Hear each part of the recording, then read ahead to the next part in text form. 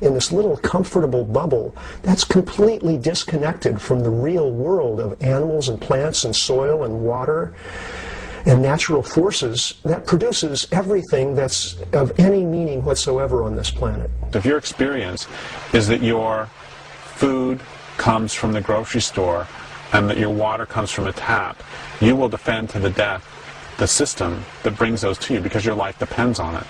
If your experience is that your water comes from a stream and that your food comes from a land base, you will defend to the death that stream and that land base because your life depends on it.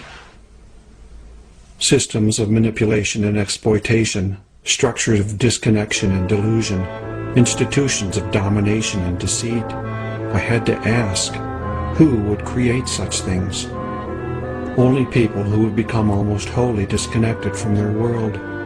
People who have forgotten who they once were. People who have been deeply wounded. We've gotten lost in the hall of mirrors. Everything that we receive, everything we see, hear, smell, taste, feel, originates in or is mediated by humans and machines. That affects our consciousness. It gives us an inflated sense of our own importance and of what reality is, as if because we've made it, it makes it most real. As any narcissist knows, it's endless. We can never get enough of that reflection of ourselves. What we're really aching for is real relationship. Our animal bodies, I think, formed by the earth itself, want and require a real relationship to the world, to the water, wind, and soil, to the animals, plants, and fellow humans that comprise the community into which we were born. But we're stuck in the hall of mirrors, and we've begun to lose our sanity. So that you see the beginning of something like dissociation, like post-traumatic stress disorder, like schizophrenia, like multiple personalities. You know, you see that the fragmentation in the world today is being mirrored in all of these kind of very severe psychological disorders.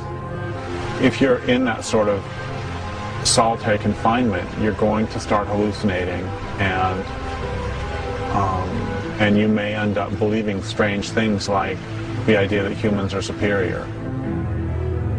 Acting out of that belief of superiority, of entitlement, of invincibility, empire has conquered the world, but that conquering has bounced back on the conquerors, leaving everyone wounded.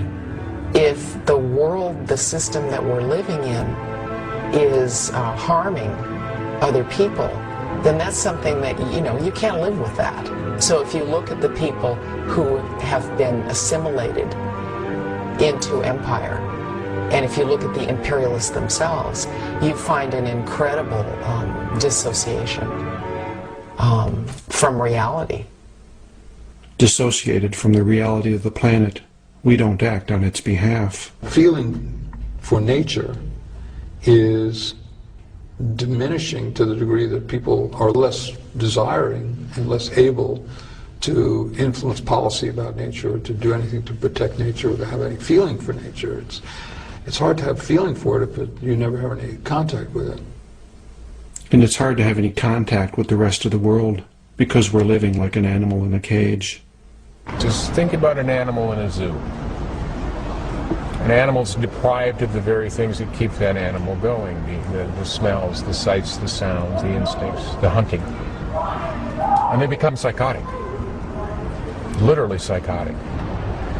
I think that we've done something to ourselves that is exactly analogous to that. We put ourselves in a cage, in this cage of civilization, of cities, and it's made us in a way psychotic. That if you would have a group of hunter-gatherers, and this has happened a lot, hunter-gatherers watch behavior of people in our society, they would think we were crazy for the way we behave, because we are. I stop. I listen. I watch the world. The disconnection is everywhere. You learn it as a child.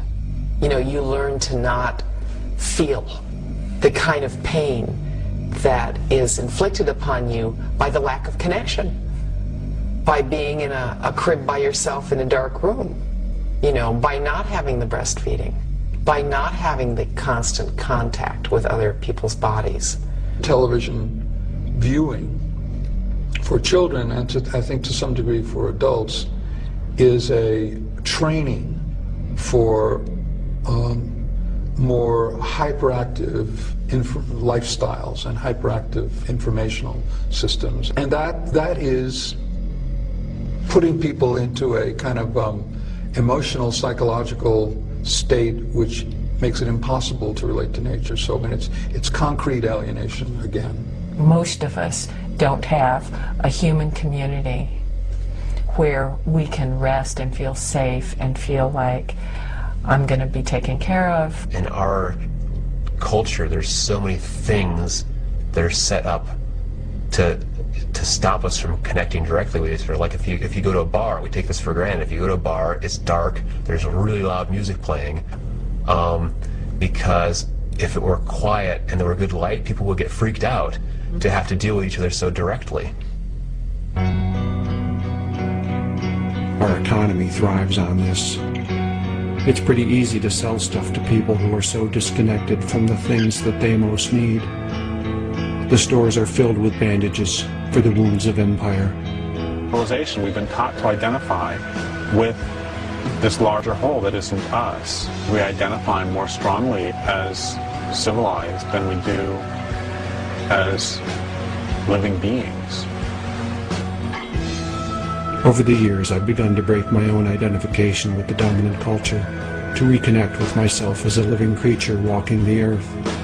I'm still not finished with the task, a daunting challenge, and yet one of the most rewarding things I've ever done.